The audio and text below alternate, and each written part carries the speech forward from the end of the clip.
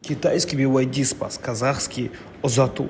Всем привет! Вот уже месяц я владею BYD Song Plus китайским гибридным кроссовером. В эту субботу он спас казахский Озату. Кокшетау, проводы невесты, шикарное мясо, танцы, худалар. И вдруг дождь. Весь район без света.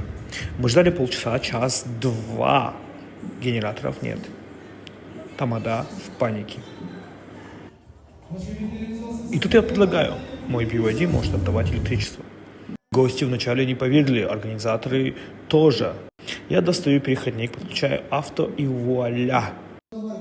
Музыка снова звучит. Праздник продолжается.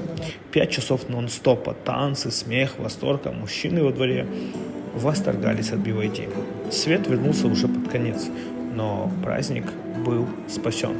Вот так BYD Song Plus стал героем казахского тоя.